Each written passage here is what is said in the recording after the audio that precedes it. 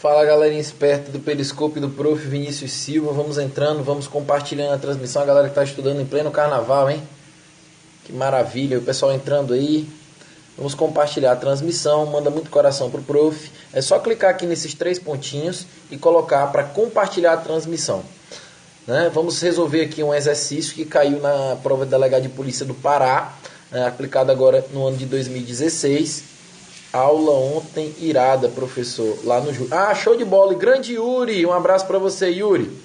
Foi muito bom também, gostei bastante da energia da galera aqui de Fortaleza no nosso aulão ontem. Foi muito bacana, a gente conseguiu falar muita coisa, né? E a galerinha que não pôde comparecer, comparece lá no nosso curso completo de legislação penal extravagante, em que eu vou ministrar aí um curso em parceria com o professor Emerson Castelo Branco. Vamos falar aí de aproximadamente 10 a 12 leis penais extravagantes sobre esses assuntos. Estaremos aqui presencialmente em Fortaleza, tá bom? Toda a galerinha que está entrando, eu sei que tem muita gente brincando no carnaval, curtindo, mas tem gente estudando, tem gente aqui que está investindo esse tempo, esse feriadão, para obter aprovação no próximo certame.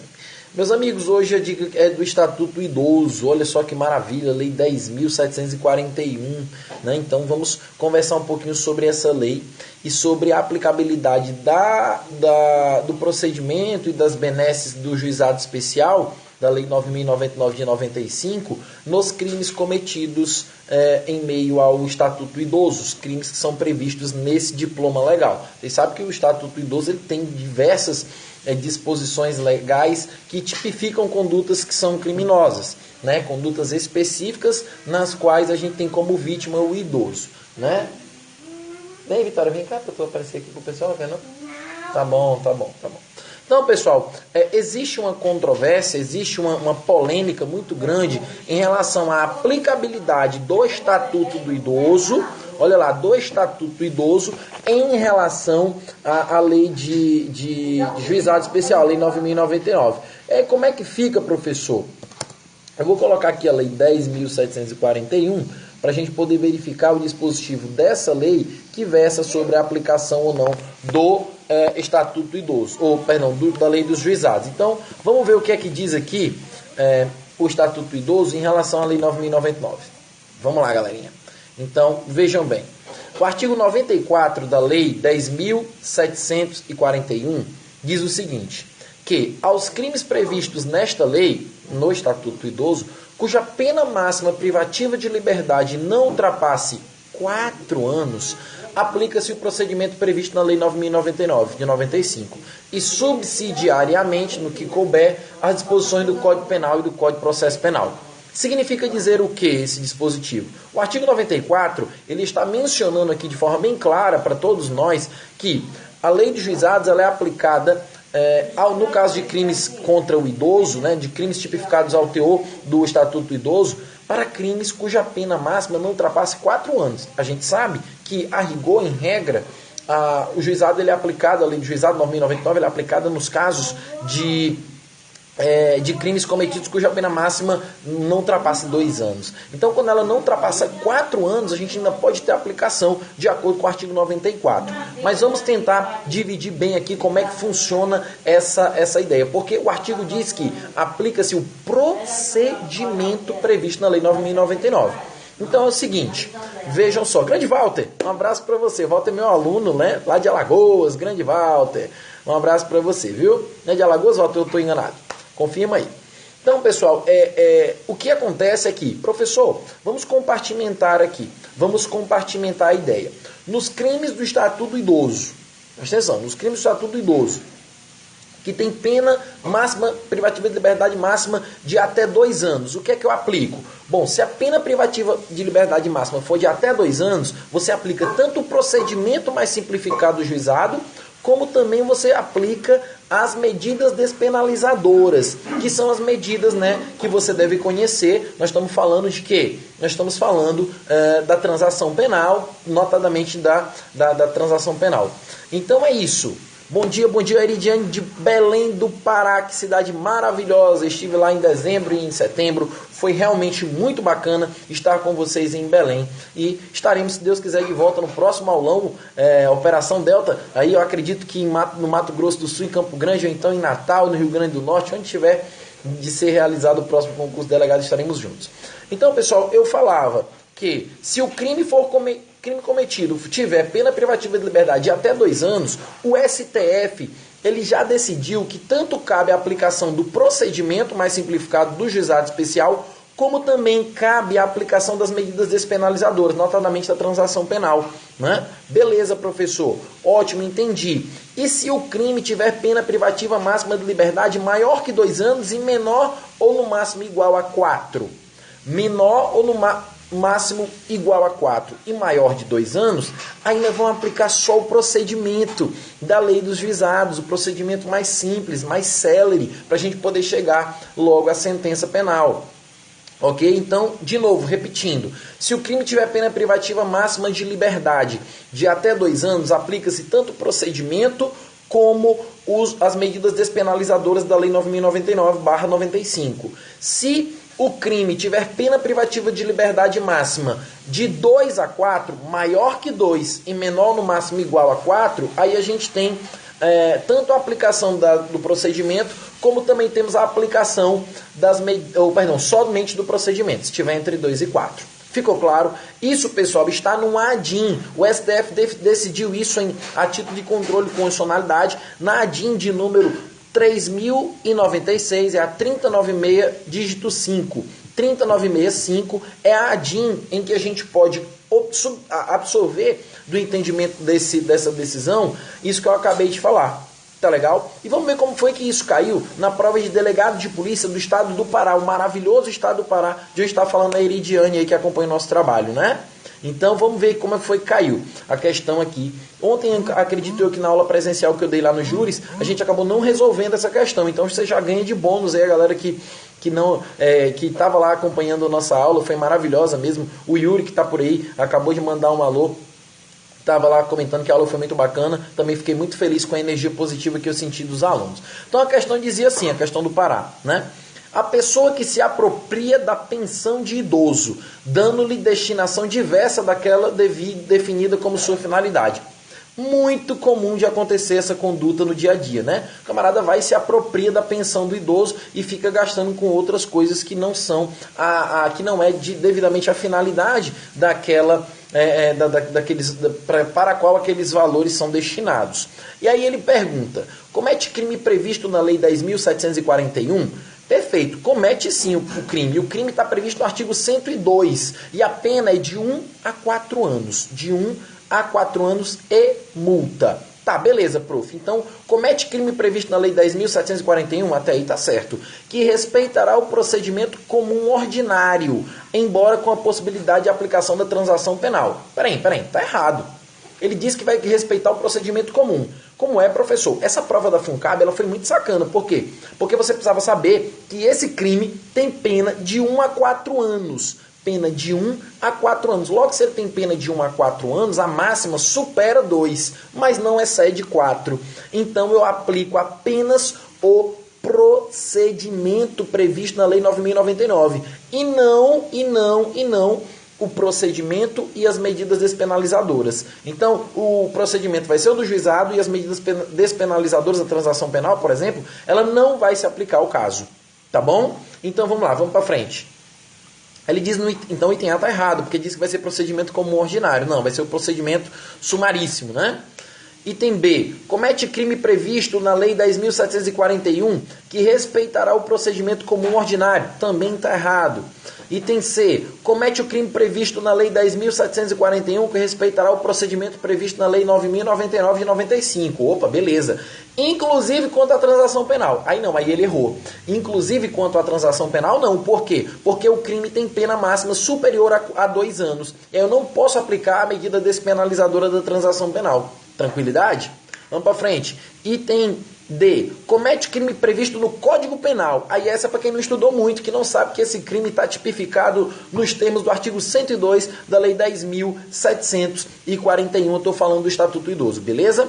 E no item E, que é o item correto para a questão, ele diz o seguinte: comete crime previsto na Lei 10.741, isso aí, e que respeitará o procedimento previsto na 9.099, é isso aí, sendo vedada a transação penal. Perfeito, vedou a transação penal, o procedimento é no 9.099 e o crime está previsto na Lei 10.741.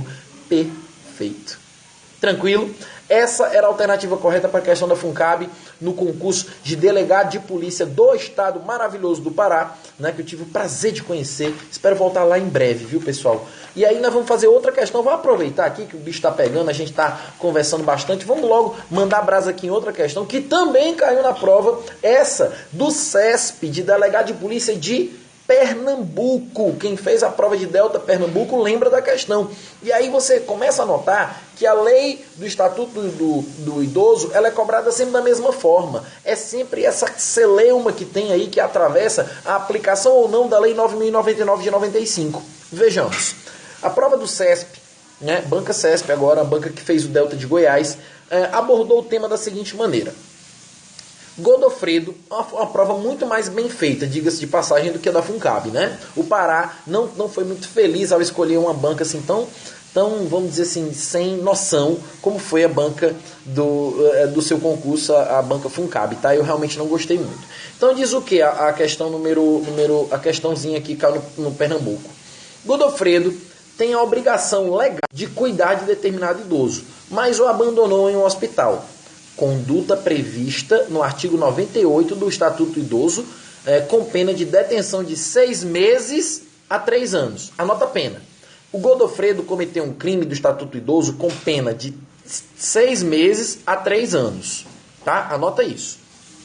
Ele vai dizer: Paulo negou trabalho a um idoso com a justificativa de que o pretendente ao emprego encontrava-se com idade avançada. É um crime também previsto no Estatuto do Idoso e que tem pena privativa de liberdade no caso de 6 meses a 1 ano e multa. 6 meses a 1 ano e multa. Beleza? Anotaram as duas penas? Então anota aí as duas penas que a gente acabou de falar. O Godofredo, de 6 meses a 3 anos, foi pior a conduta dele, né? E o Paulo, de 6 meses a 1 ano. Tá, aí ele vai e diz: nessas situações, as medidas despenalizadoras previstas na Lei 9.099. Aí vamos lá, vamos compartimentar aqui no teu cérebro as coisas. As medidas despenalizadoras, no caso do Godofredo e do Paulo, podem ser aplicadas, professor? Claro que podem ser aplicadas as medidas despenalizadoras. Para um e para o outro? Não, somente para o Paulo, porque o Godofredo cometeu um crime cuja pena máxima é superior a 2 anos, é de 3 anos. Então, para ele, aplica-se apenas o procedimento mais célere do juizado especial, no caso do crime cometido do crime do Estatuto do Idoso. Beleza? Então, para o Godofredo, eu não posso aplicar a transação penal. No entanto, para o Godofredo, a pena mínima é de 6 meses. E quando a pena mínima é de até 1 ano, eu posso aplicar a famosa suspensão condicional do processo, prevista no artigo 89 da Lei 9.099 de 95, a Lei dos Juizados Especiais. E esse artigo menciona a suspensão condicional do processo. Depois você dá uma olhadinha lá no artigo 89 da 9.099. Suspensão condicional do processo, ela é válida quando a pena mínima é de, no máximo, 1 ano. São as infrações de médio potencial ofensivo, nas quais não cabe a transação penal, porém cabe a suspensão condicional do processo. Então qual que é a situação do Godofredo? O Godofredo vai enfrentar um processo com a celeridade do juizado especial. Por quê? Porque o crime que ele cometeu tem pena máxima menor do que 4 anos, 3. No entanto, não vai ser aplicada a transação penal, porém vai ser aplicada a suspensão condicional do processo no caso do Godofredo.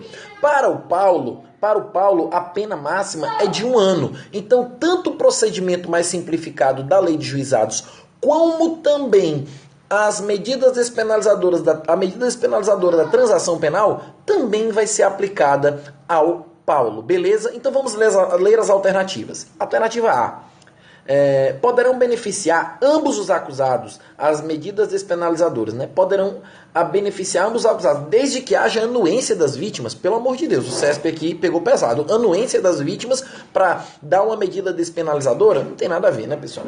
Item B. Poderão beneficiar Paulo com a transação penal. Beleza, né? O Paulo cometeu um crime cuja pena máxima é de 1 ano. Ao passo que Godofredo, com a suspensão condicional do processo. Perfeito, gente. O Godofredo com a suspensão condicional do processo. E o Paulo com a transação penal. Então a alternativa correta era essa, o item B, aqui na questão do Pernambuco. Mas vamos ler os outros, né, para a gente ter a certeza? Item C. Não poderão beneficiar nem Godofredo e nem Paulo. Tá errado, as medidas vão beneficiar ambos, só que uma medida para um e outra medida para o outro. Item D. Poderão beneficiar apenas Godofredo? Não, também vai ter o benefício para Paulo, né? No caso do Paulo, ele vai ter aí a transação penal. E poderão beneficiar apenas Paulo? Não, Godofredo também. Beleza, gente? Show de bola. Então era isso que eu queria dizer para vocês. Queria passar essas informações interessantes aqui sobre o Estatuto do Idoso. Acabamos resolvendo 2 questões de concurso de delegado de polícia, uma de Pernambuco 2016 e uma do Pará também de 2016. E foi muito interessante esses minutinhos que eu tive aqui com vocês. Queria aproveitar também para deixar aquele grande beijo. Eu queria saber de onde é que vocês, sobreviventes aí do carnaval, estão falando, para eu deixar aquele alô, mandar aquele abraço, aquele carinho que a gente sempre dispensa para todo mundo. Carolina Amorim Alves está dizendo que, beleza, obrigado, eu que agradeço. De João Pessoa, olha só, na Paraíba, parabéns pela aula de ontem, alguém que assistiu a minha aula presencial ontem aqui em Fortaleza, o pessoal de Belém do Pará, Iridiane aí, um grande abraço, um beijo grande para todo mundo que está me acompanhando no Pará, o pessoal de Brasília, no Distrito Federal, estarei em Brasília no dia 24 de março, gravando nos estúdios do Estratégia Concurso, toda essa galerinha aí, é isso aí, grande Yuri, um abraço pro Yuri também, que foi providencial ontem na nossa aula, lendo os artigos, pesquisando ali no celular o código, né, e as legislações, porque eu gosto muito da aula presencial, porque a gente interage muito com o aluno, né, vocês veem que eu gosto de ficar andando na sala, eu gosto de ir e voltar para pedir a participação de todo mundo. A aula presencial tem isso, né, gente, ela tem, assim, o professor e o aluno tem todo aquele, tem uma química que rola entre professor e aluno, porque o aluno ajuda o professor na aula, para a aula crescer.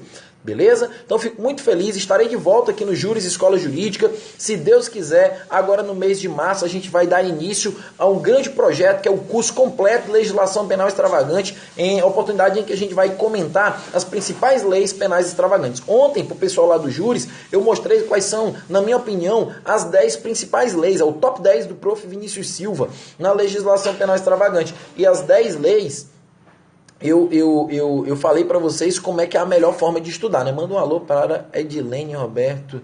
Te ama de verdade, Jesus Cristo Rei Fiel. Beleza, muito boa a aula. É o APRN 40, show de bola. Só avisar que o curso vai ser sucesso. Com certeza, a gente tem aí uma expectativa muito boa em relação a esse curso que a gente vai ministrar presencialmente aqui no Júris. E quem tiver interesse de fazer curso presencial de legislação penal extravagante, é só falar comigo aqui no direct do Instagram, né? Vocês estão vendo aqui as minhas redes sociais, é o @prof. Vinícius Silva no Instagram.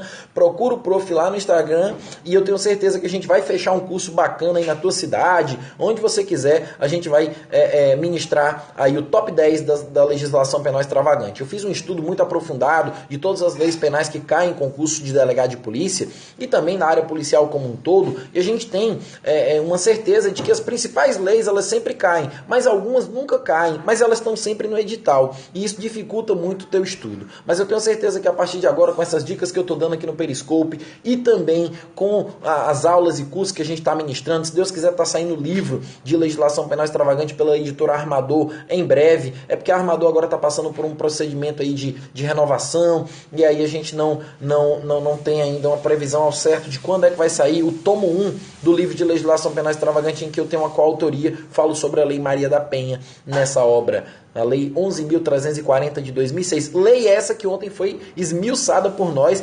Falamos muitos aspectos da Lei Maria da Penha lá no aulão presencial. É uma das leis que eu mais gosto. A Lei Maria da Penha, a Lei de Organização Criminosa. Eu também estou me apaixonando pela Lei de Lavagem de Capitais, principalmente pelos termos técnicos em língua inglesa, né? Que a gente tem. É o self-laundering, é também o placement, aqueles termos lá do ciclo da lavagem de capitais. Enfim, é muito bacana a gente conhecer conhecer essa lei que ela tem influência muito forte norte-americana. Tá bom? Então um grande beijo para todo mundo que acompanhou essa live. Eu volto ainda no carnaval, talvez hoje, amanhã, para comentar mais questões. Eu vou preferir fazer as questões que ontem lá no aulão presencial eu não consegui fazer, porque não deu tempo. Aí a gente acaba fazendo as demais questões que estão sobrando aqui no material. Beleza? Um grande beijo para todo mundo. Que Deus abençoe a vida de vocês. Corram atrás do sonho de vocês. Lutem por ele, que uma hora vai chegar aí a realização. Tá bom? Um abraço e bom carnaval.